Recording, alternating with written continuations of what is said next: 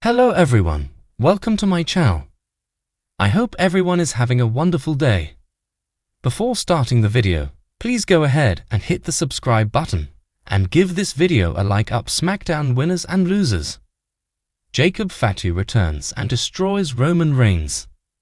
This week's Friday Night SmackDown started with the Queen of the Ring and ended with a showdown between Roman Reigns and the Enforcer of the Bloodline.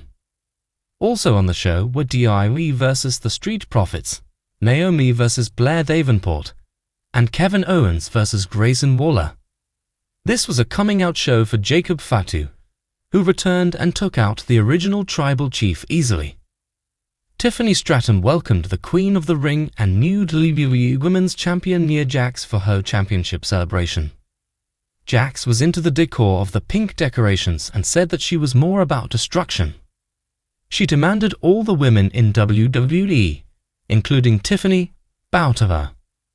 Tiffany deflected by having Pretty Deadly's Elton Prince and Kit Walker sing their Pretty Deadly musical number. The celebration was interrupted by Mia Yim, who stormed the ring with a kendo stick, attacking everyone.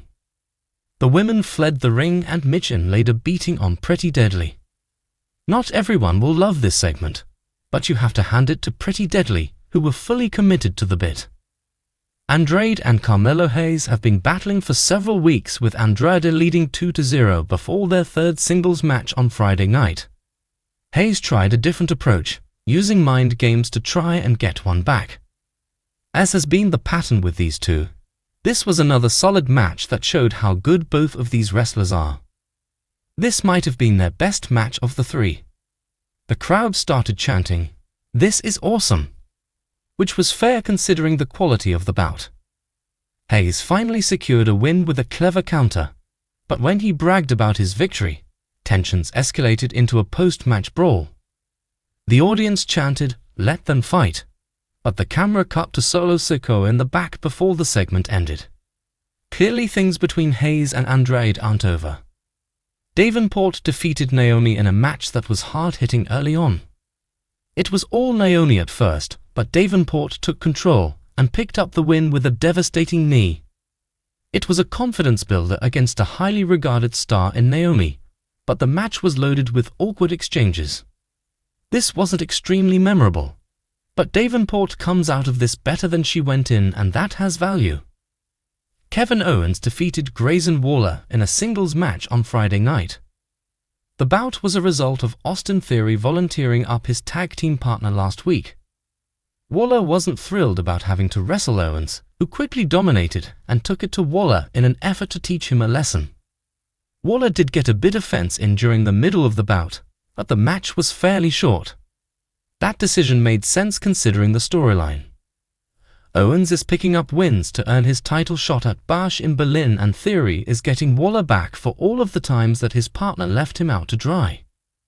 After the match, Owens attempted to powerbomb Waller onto the apron, but Theory intervened. There is a line that Theory and Waller aren't crossing, as they have a little friction but are still partners. Cody Rhodes then arrived, helping Owens fend off the former tag champs using their own chairs. There was a slight awkward stare down, and then Owens picked up Cody's title and seemed to reluctantly give it to him. One has to wonder if there will come a time when these two aren't as eager to help each other. The match to crown the official No. 1 contenders for the WWE Tag Team Champions featured Angelo Dawkins and Montez Ford versus Johnny Gargano and Tommaso Ciampa. Both teams were babyfaces in the match, but the Street Profits got a bit more support from the live crowd. The match kicked off with Ford and Gargano exchanging impressive counters, setting the tone for a fast-paced and creative bout. This was a high-energy match that included innovative double-team moves.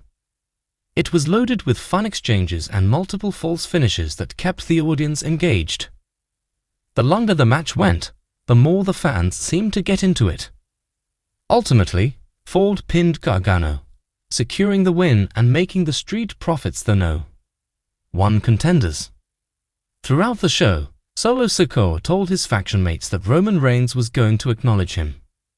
In the final segment of SmackDown, Solo Sikoa and Tama Tonga entered the ring with the intent to have Reigns do just that.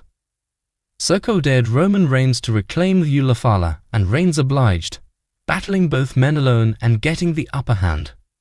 He picked up his Ulafala to a huge ovation from the audience. Out of nowhere, Jacob Fatu appeared, leveling Reigns with a super kick and then furiously attacking him. The show closed with Solo standing tall over his fallen cousin, marking a strong conclusion to an above-average episode of SmackDown. This was a huge moment for Jacob Fatu, who had been kept away from Reigns with an apparent injury. Many reports suggested it was legitimate, and he did come out with a walking boot on. But he looked like the injury wasn't an issue at all, and he seemingly took out Reigns with ease. Reigns has a whole new problem on his hands with Fatu, who WWE did a fantastic job of making a dominant star in a matter of a few minutes. Thanks for watching this video. Please subscribe.